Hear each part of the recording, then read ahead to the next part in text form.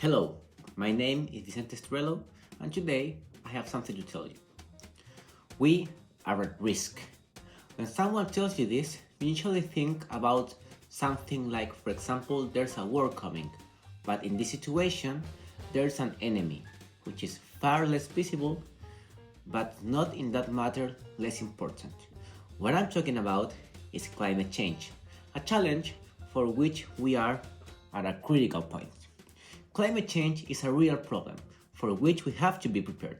To add some context to the situation, during the last few years, the Conference of the Parties, also known as the COP, has tried to stop this effect, but it has not always been successful. So we have to be hopeful for this year's COP28 to be sessioned in Dubai to make some real progress. In this critical turning point in our times, one of the most important measures taken was established in the COP 2015 within the Paris Agreement, consisting of the so-called global stocktake.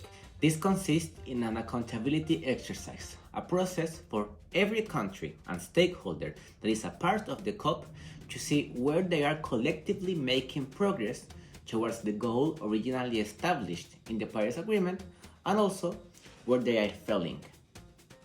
This is not a time to simply pretend to do something to change and then not do it. This accountability exercise is to assure that the parties are effectively keeping their ends of the bargain, the acceleration that is needed for a plan to survive, and it also helps to find where there are some gaps in our goals and where to fix them. This is unfolding in a very critical decade for climate action, as global emissions need to be halved by 2030.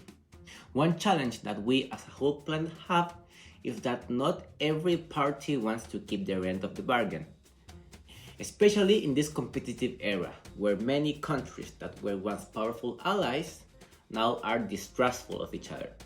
Also, the global stocktake isn't the only variable to be discussed in the conference, because we also have to establish a goal in finance, in energy transition, etc.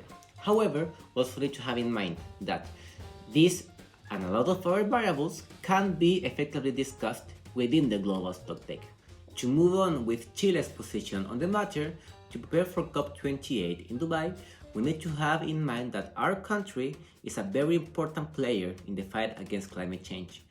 The most important aspects to discuss this December consist basically in a new collective financial goal to replace the previous one with something more akin to the urgent times, and it's very important for every player, both in a national and an international level, to respect this. Secondly, new funding arrangements have to be made in order to finance the architecture needed to have a sustainable country.